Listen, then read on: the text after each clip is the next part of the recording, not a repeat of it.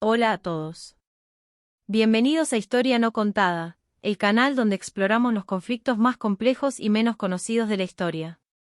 Hoy nos sumergimos en la turbulenta Inglaterra del siglo XV para conocer la Guerra de las Rosas, una serie de guerras civiles que enfrentaron a dos poderosas casas nobles, los Lancaster y los York, por el control del trono de Inglaterra. Este conflicto dinástico no solo dejó una huella profunda en la política y la sociedad inglesa, sino que también puso fin a la Edad Media en Inglaterra, marcando el inicio de una nueva era bajo la dinastía Tudor. La Guerra de las Rosas fue uno de los conflictos más dramáticos y devastadores en la historia de Inglaterra, ya que involucró a la nobleza en una lucha fratricida que sumió al país en décadas de inestabilidad. El nombre proviene de los emblemas heráldicos de las dos casas rivales, la rosa roja de Lancaster y la rosa blanca de York. Sin embargo, este nombre fue acuñado en la época victoriana, y no era utilizado por los contemporáneos para describir las guerras. Para entender el origen de este conflicto, debemos remontarnos a la dinastía Plantagenet, la casa real que gobernaba Inglaterra desde mediados del siglo XII. Estos habían gobernado de manera intermitente durante más de 3 siglos, pero al llegar al siglo XV, la dinastía comenzó a mostrar signos de debilidad. La incapacidad del rey Enrique V, un monarca débil y mentalmente inestable, para mantener el control del reino fue uno de los factores clave que llevaron a la guerra civil. Enrique V, de la casa Lancaster, había heredado el trono siendo un niño tras la muerte de su padre, Enrique V, uno de los grandes reyes guerreros de Inglaterra, conocido por sus victorias en la Guerra de los 100 años contra Francia. Sin embargo, a diferencia de su padre, Enrique V era incapaz de gobernar con mano firme. Sufría de episodios de locura, lo que lo hacía incompetente para liderar el país en tiempos de crisis. Su debilidad creó un vacío de poder que otros nobles intentaron llenar, lo que provocó tensiones y luchas por el control de la corte. Una de las principales figuras que desafió la autoridad de Enrique V fue Ricardo, duque de York, un hombre ambicioso que tenía una fuerte pretensión al trono, ya que también era descendiente de la dinastía Plantagenet. A medida que la salud mental de Enrique V se deterioraba, Ricardo se posicionó como protector del reino y comenzó a ganar apoyo entre la nobleza. Esta creciente rivalidad entre la casa Lancaster, que apoyaba a Enrique V, y la casa York, liderada por Ricardo, fue la chispa que desencadenó el conflicto. El 22 de mayo de 1455, las tensiones estallaron en la primera batalla de Saint Albans, considerada el comienzo de la Guerra de las Rosas. En esta batalla, las fuerzas de los yorkistas, lideradas por Ricardo de York, derrotaron a los lancasterianos, marcando la primera gran victoria de los York en la guerra. Aunque la batalla fue pequeña en comparación con los enfrentamientos posteriores, tuvo un impacto significativo. Enrique V fue capturado por los yorkistas, y Ricardo asumió el control como Lord Protector durante el periodo de incapacidad del rey. Sin embargo, la victoria de Ricardo de York no fue el final del conflicto. Los partidarios de Enrique V, liderados por su reina, Margarita de Anjou, no se rindieron fácilmente. Margarita organizó a los nobles leales a la casa Lancaster y preparó un contraataque. Durante los siguientes años, ambos bandos se enfrentaron en una serie de batallas sangrientas por el control de Inglaterra, con cambios constantes en el equilibrio de poder. El conflicto alcanzó su punto culminante en la batalla de Towton en 1461, considerada la batalla más grande y sangrienta de toda la guerra. Esta decisiva confrontación, que tuvo lugar en medio de una tormenta de nieve en el norte de Inglaterra, resultó en una victoria aplastante para los yorkistas. Tras esta victoria, Eduardo de York, el hijo de Ricardo, fue coronado como Eduardo IV, estableciendo el dominio de los York sobre Inglaterra.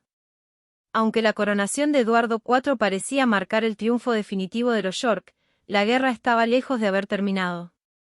La reina Margarita y sus aliados continuaron luchando desde el exilio, y en 1470, lograron restaurar brevemente a Enrique V en el trono con la ayuda de uno de los antiguos aliados de Eduardo, Ricardo Neville, conde de Warwick, conocido como el Hacedor de Reyes. Sin embargo, esta restauración duró poco. Al año siguiente, Eduardo IV recuperó el poder y Enrique V fue encarcelado en la Torre de Londres, donde murió, posiblemente asesinado, en 1471, poniendo fin al liderazgo lancasteriano. Durante los años siguientes, Eduardo IV gobernó con relativa estabilidad, pero la lucha interna dentro de su familia continuó. Tras la muerte de Eduardo IV en 1483, su hijo mayor, de tan solo 12 años, fue proclamado rey como Eduardo V. Sin embargo, antes de que pudiera ser coronado, su tío Ricardo, duque de Gloucester, lo apartó del poder y se proclamó rey como Ricardo III. La desaparición de Eduardo V y su hermano menor, conocidos como los príncipes en la torre, sigue siendo uno de los grandes misterios de la historia. Muchos creen que Ricardo III fue responsable de su asesinato para asegurar su control del trono. El reinado de Ricardo III estuvo marcado por la controversia y la desconfianza, lo que dio lugar a una nueva rebelión, esta vez liderada por Enrique Tudor, un descendiente lejano de la casa Lancaster. Enrique Tudor, con el apoyo de los descontentos con el gobierno de Ricardo, reunió un ejército y desembarcó en Inglaterra en 1485. La guerra culminó en la batalla de Bosworth, una de las confrontaciones más famosas de la historia inglesa. El 22 de agosto de 1485, en las colinas de Bosworth, las fuerzas de Ricardo III se enfrentaron a las de Enrique Tudor. A pesar de la superioridad numérica de Ricardo, la traición de algunos de sus aliados clave, como Lord Stanley, debilitó su ejército. Enrique Tudor logró una sorprendente victoria, y Ricardo III murió en el campo de batalla, convirtiéndose en el último rey inglés en morir en combate. Su muerte marcó el final de la Guerra de las Rosas y el comienzo de la dinastía Tudor. Enrique Tudor fue coronado como Enrique VII, y en un acto simbólico destinado a unificar el país, se casó con Isabel de York, la hija de Eduardo IV. Esta unión matrimonial selló la paz entre las casas de Lancaster y York, dando lugar al surgimiento de la dinastía Tudor, que gobernaría Inglaterra durante más de un siglo. El emblema de la nueva dinastía, conocido como la Rosa Tudor, combinaba la rosa roja de Lancaster y la rosa blanca de York, simbolizando la reconciliación entre las dos casas rivales. La Guerra de las Rosas marcó el fin de la Edad Media en Inglaterra y el comienzo del período Tudor, una era de relativa estabilidad y prosperidad para el reino. Durante el reinado de los Tudor, Inglaterra experimentó importantes transformaciones políticas, económicas y culturales, incluyendo la Reforma Protestante y el auge de la monarquía absolutista. La guerra demostró los peligros de las luchas dinásticas y el caos que podía desatarse cuando las ambiciones personales de los nobles se anteponían al bienestar del reino. Además, la figura de Ricardo III se convirtió en uno de los personajes más controvertidos de la historia inglesa. Durante siglos, fue retratado como un villano ambicioso y despiadado, gracias en parte a la obra de William Shakespeare, que lo inmortalizó en su famosa tragedia, Ricardo III. Sin embargo, la visión ha sido reexaminada y muchos historiadores han cuestionado la veracidad de las acusaciones que se le hicieron. Gracias por acompañarnos en este análisis de la Guerra de las Rosas.